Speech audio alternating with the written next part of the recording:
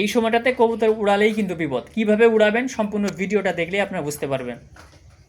আসসালামু আলাইকুম friends, welcome back. So viewers, এই ভিডিওর ভিতরে যে বিষয়টা নিয়ে আলোচনা করব সেটা হচ্ছে রেসিং পিজনের বেবিদেরকে উড়ানো নিয়ে। খুবই গুরুত্বপূর্ণ একটা বিষয়।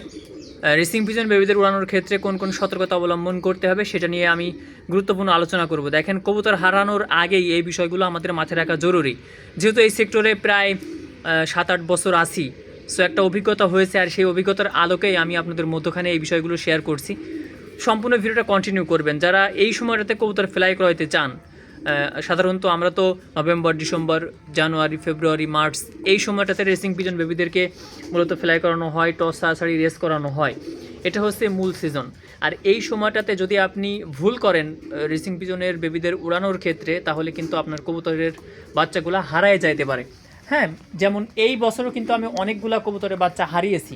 এটার পিছনে মূল রিজন, মূল কারণ যেটা ছিল সেটা যদি আমি বলতে চাই তাহলে কিন্তু অনেক বড় একটা ভিডিও হয়ে যাবে। তারপরেও আমি আপনাদের মধ্যখানে সংক্ষিপ্ত আকারে আমি তুলে ধরার চেষ্টা করব। সো 2025 সালে আমার প্রায় 7 থেকে 8টা কবুতরের মতো কবুতর, 8টা কবুতর হারিয়েছে। প্রায় 7 থেকে 8টা কবুতর। সেখানে ছিল বড় কবুতর, সেখানে ছিল বাচ্চা কবুতর। কেন হারিয়েছে তার প্রধান যে কারণটা ছিল সেটা হচ্ছে এই যে চারিপাশে প্রচুর পরিমাণে গাছপালা। লোকেশন চেনানোর পরেও যেহেতু সাইড সুইটি কোনো ঘর বাড়ি নাই, এই আমাদের এইখানে একদম বিলের মধ্যে যেহেতু এই বাসাটা, চারিপাশে আর কোনো ঘর বাড়ি নাই। দূর দূরান্তে ঘর রয়েছে, ওই যে দেখতে পাচ্ছেন ওই সাইডে কোনো ঘর বাড়ি কিছু নাই। যখন আমার এই কবুতরের বাচ্চাগুলো উড়ে যায় ফ্লাই করে এখান থেকে, সাইড সুইটে বসার কোনো সুযোগও কিন্তু ওদের নাই। আর গাছপালার কারণে আমার এই যে ছাদটা দেখা যায় না, যার কারণে আমার কবুতরের বাচ্চাগুলো বেশি হারিয়ে গিয়েছে। এখন এই শীতের মধ্যে বা এই সময়টাতে রেসিং পিজন বেবিদের উড়ানোর ক্ষেত্রে যে সতর্কতা অবলম্বন করতে হবে সেটা হচ্ছে কবুতরকে আপনারা নিয়মিত উড়াবেন না, ফ্লাই করাবেন না। এটা অনুরোধ আপনাদের কাছে। এখন বলতে পারেন যে ভাই আমার তো অমুক একজন ফেন্সিয়ার, বড় ফেন্সিয়ার, তিনি অনেক কিছু জানেন এবং বুঝেন, তিনি তো কবুতর নিয়মিত উড়াচ্ছেন, ফ্লাই করাচ্ছেন। ভিউয়ার্স, আপনি একজন নতুন ফেন্সিয়ার বা আপনি শুরু করছেন কবুতর লালন পালন, আপনার সঙ্গে তাদের তুলনা করলে চলবে না। তারা কবুতরকে যে মেডিসিন দেয়, যে খাবারটা দেয়, ওই খাবারের রেশিও আপনি জানেন না, আপনি বুঝেন না। কবুতরকে কিভাবে খাবার দিতে হবে এই সময়টাতে, বা কোন ধরনের মেডিসিন দিতে হবে, কোন ধরনের সাপ্লিমেন্ট দিতে হবে, এটা আপনি জানেন না। কিন্তু একজন পুরাতন ফেন্সিয়ার তিনারা জানেন এবং বুঝেন। তিনারা অনেক বিষয় জানেন, যে বিষয়গুলো আমরা জানি না। সে বিষয়গুলো তাদের কাছে আছে, গোপন অবস্থায় আছে, তারা এগুলো শেয়ারও করে না। সো তারা যদি প্রত্যেকদিন কবুতর ফ্লাই করায়, উড়ায়ও, সেক্ষেত্রে তাদের কবুতরের উপরে কোনো প্রেশার পড়বে না। কিন্তু আপনি একজন নতুন ফেন্সিয়ার হয়ে যদি প্রত্যেকদিন কবুতর উড়াইতে চান, দেখবেন যে কবুতর কিছুদিন পরেই ওদের আপনার সালমোনেলা অ্যাটাক করছে। হ্যাঁ, তারপরে বড় বড় যে ভাইরাসগুলো আছে আমাদের বাংলাদেশে কবুতরের হয়ে থাকে, সেই সব ভাইরাসগুলো দেখবেন যে আপনার কবুতরের বাচ্চাদের অ্যাটাক করছে। আর কবুতরের বাচ্চা যখন অ্যাটাক করবে, তখন রানিং পেয়ারও কিন্তু এই ধরনের সমস্যা আপনি দেখবেন যে তাদেরও কিন্তু এই ধরনের সমস্যা হয়ে গেছে। সো আমি আপনাদের অনুরোধ করবো প্রত্যেক দিন কবুতর ফ্লাই করাবেন না। আর কবুতরের যে রোগটা সেটা ঠান্ডা থেকেই মূলত, প্রত্যেকটা ভাইরাস ঠান্ডা থেকে কিন্তু আস্তে আস্তে ওদের ভিতরে প্রবেশ করে। হ্যাঁ, সো এই বাচ্চাকে দীর্ঘদিন পরে আজকে আমরা ছাড়লাম বাইরে একটু লোকেশন ভালোভাবে চেনার জন্য। আলহামদুলিল্লাহ চমৎকার দুইটা বাচ্চা, এবং এদের কোয়ালিটিও কিন্তু পারফেক্ট। ওদের যে শেপ, ওদের যে নাকের যে শেপটা দেখেন কত চমৎকার, এবং অ্যাক্টিভিটি দেখেন। রেসিং পিজন বেবিদের মধ্যে যদি এই অ্যাক্টিভিটি থাকে, হ্যাঁ, অর্থাৎ এদিক ওদিক তাকাচ্ছে, একটু চঞ্চল ভাব, হ্যাঁ, চঞ্চলতা আছে, তো এই ধরনের কবুতরের বাচ্চাগুলো কিন্তু খুবই ভালো হয়। রেস টস সারিতে ভালো ফ্লাইং, রেসে ভালো রেজাল্ট, টসা সারিতে ভালো রেজাল্ট তারা নিয়ে এসে দেয় ইনশাআল্লাহ। সো এটা আমরা ওয়ার্ল্ডের ফেমাস যেসব ফেন্সিয়ার রয়েছে তাদের কবুতর দেখলে বুঝতে পারি, তাদের কবুতরের সঙ্গে কবুতরের মিল আছে কি না এটা আপনারা খুঁজে দেখবেন। হ্যাঁ, এদের যে নাকের যে শেপ আছে, এদের বডির যে যে আপনার কন্ডিশন, হ্যাঁ, এদের যে ফিটনেসটা, এটা একটু মিলিয়ে দেখবেন। হ্যাঁ, ওয়ার্ল্ডের যে সব ফেমাস কবুতর রয়েছে, কারণ এদের যে বাবা মা তারা কিন্তু অলরেডি 8টা রেস করা। হ্যাঁ, মাও আপনার সুপার মিলি জেনারেশনের। সো সেখান থেকে কিন্তু এইগুলা আসছে। ওয়ার্ল্ডের ফেমাস কবুতর কিন্তু এর পিছনে রয়েছে। হ্যাঁ, যেমন একটা কবুতরের পিছনে অসংখ্য লাইন থাকে, এর পরদাদা, হ্যাঁ, তারপরে এর আপনার দাদা, এর নানা, এর নানি, এর দাদি, এদের আগের যে আপনার রেজাল্ট বা এদের আগের যে আপনার জন্ম বৃত্তান্ত, এগুলো পেরিক দেখলে বোঝা যায়। তো তো সেখানে দেখা যায় যে এদের পরদাদা এর আগের জেনারেশন তারা কিন্তু বিদেশি জেনারেশন, বিদেশি কবুতর, সরাসরি বিদেশি কবুতর। সো সেই সব কবুতর কিন্তু আমাদের হাতে এসে পৌঁছায়। আমাদের বাংলাদেশের যেসব ফেন্সিয়ার রয়েছে যারা লক্ষ লক্ষ টাকা খরচ করে কবুতর নিয়ে আসেন বাংলাদেশে, তাদের হাত ধরেই কবুতরগুলো আমাদের কাছে আসে আলহামদুলিল্লাহ।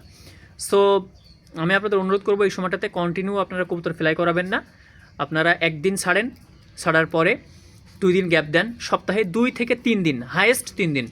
আপনি 2 দিন ছাড়তে পারেন সপ্তাহে, এটা আপনার জন্য সবচেয়ে সুন্দর হয়, ভালো হয়। কবুতর অসুস্থ হবে না ইনশাআল্লাহ। ওদেরকে একটা রেস্ট দিবেন। দেখেন আমি দরজা খুলে দিলে ওরা ইনশাআল্লাহ ঢুকে যাবে। ওদের সেইভাবে প্রশিক্ষণ দেওয়া হয়েছে। দেখেন ওরা কিন্তু ঘরের মধ্যে ঢুকে যাবে এখনই, কারণ ওরা জানে যে এটা ওদের থাকার জায়গা। এই যে দেখতে পারতেছেন ঘরের মধ্যে ঢুকে যাবে, এখনই ঢুকে যাবে ইনশাআল্লাহ। তো রেসিং পিজন লালন পালনে অবশ্যই এই বিষয়টা আমাদের মাথায় রাখতে হবে যে কবুতর কোন সময় ছাড়তে হবে, কোন সময় ছাড়া যাবে না, কোন সময় কোন খাবার, কোন সময় কোন সাপ্লিমেন্ট, কোন সময় কোন ওষুধ দিতে হবে, এটা কিন্তু আমাদের মাথায় রাখতে হবে। আর আপনি যদি কবুতর লালন পালন করেন উদ্দেশ্যবিহীন, বা আপনি কবুতর লালন পালন করছেন আপনার কোনো উদ্দেশ্য নাই, আপনার কোনো টার্গেট নাই, তাহলে সেই সেক্টরে আপনি ডেভেলপ করতে পারবেন না। শুধু কবুতর বলে নয় ভিউয়ার্স, শুধু কবুতরের জন্য আমি বলবো না কথাটা, আমি যে কোনো সেক্টরে আপনি যান না কেন, আপনি গরু লালন পালন করেন, আপনি ছাগল লালন পালন করেন, হ্যাঁ আপনি যেখানেই যান, সেখানে যদি আপনার উদ্দেশ্য না থাকে যে আপনি মানে কীভাবে আপনি এই যে গরু লালন পালন করবেন, কীভাবে আপনি ছাগল লালন পালন করবেন, পরবর্তীতে কীভাবে সেল করবেন, কীভাবে বিক্রি করবেন, এই উদ্দেশ্য বা এই বিষয়টা যদি আপনি মাথায় না রেখে যদি লালন পালন করেন, সেক্ষেত্রে কিন্তু আপনি বিপদের মধ্যে পড়বেন। সো কবুতর লালন পালন করছেন, কবুতর লালন পালন কেন করছেন, কীভাবে করছেন, কীভাবে বিক্রি করবেন, কীভাবে উড়াবেন, কীভাবে টসাছাড়ি করবেন, এই বিষয়গুলো আগে থেকেই আমাদের মাথায় সেভ করে নিতে হবে। বা কীভাবে আমি আগাবো সামনে, স্টেপ বাই স্টেপ কীভাবে আমি যাব, এই বিষয়গুলো কিন্তু আমাকে আগে থেকে সেট করতে হবে। আর এটা কীভাবে আপনি সেট করবেন, আপনি আপনার মন মতো সেট করলে তো হবে না। যারা সফল হয়েছে এই সেক্টরে তাদের কথা, তাদের পরামর্শ অনুযায়ী আপনি যদি এটা সেট করেন, স্টেপ বাই স্টেপ কবুতর লালন পালনের বিষয়টা যদি আপনি সেট করতে থাকেন আপনার কবুতরের ক্ষেত্রে, দেখবেন যে আপনি ডেভেলপ করছেন ডে বাই ডে। সো দীর্ঘদিন পরে আমরা কবুতর ছাড়ছি, দেখেন আমি তো দরজা খুলে দিছি এরপরেও যাচ্ছে না। দীর্ঘদিন পরে কবুতর ছাড়ছি, প্রায় তাও তো প্রায় 8-9 দিন পরে এই জোড়াকে আমরা বাইরে নিয়ে আসছি। এর আগে বাইরে নিয়ে আসছিলাম, মাঝখানে কিন্তু প্রায় 8-9 দিন গ্যাপ হয়েছে, যার কারণে ওরা বাইরে যাইতে চাচ্ছে না। আর আমি কবুতরগুলোকে খাবার খাইতে দিয়ে তারপরে কিন্তু বাইরে নিয়ে আসছি, জাস্ট একটুখানি ভিডিও করার জন্য, মূলত আপনাদের দেখানোর জন্য মূলত ওদেরকে বাইরে নিয়ে আসছি। এবং এই টপিকটা নিয়ে আলোচনা করব যে কবুতরের বাচ্চাদের কেন এই সময়টাতে ফ্লাই করাবেন না। প্রচুর পরিমাণে ঠান্ডা, এই বাতাস ওদের লাগবে, ঠান্ডা লাগবে, আর ঠান্ডা লাগলেই কিন্তু সমস্ত ভাইরাস অ্যাটাক করবে। যখন বাচ্চাদের আসবে তখন আস্তে আস্তে আপনার পুরো ঘরে কিন্তু সেয়ে যাবে এই ভাইরাস। সো আমি আপনাদের সতর্ক করছি, কবুতরকে এখন উড়াবেন না, আপনারা স্টেপ বাই স্টেপ উড়ান। যে বিষয়গুলো আমি ভিডিওর ভিতরে বললাম এগুলো আপনারা অ্যাপ্লাই করতে থাকেন। সো ভিউয়ার্স আজকে এ পর্যন্ত, ওদেরকে ঘরে উঠাই দিই। যাও যাও যাও যাও যাও ঘরে যাও যাও। ক্ষুধা পেটে ওরা ভালো যায়, ক্ষুধা পেটে যখন থাকে তখন দরজা খুললেই চলে যায়। যাও ওঠো ওঠো ওঠো ওঠো, আর বাড়ানোর কোনো সময় নেই। যাও যাও যাও যাও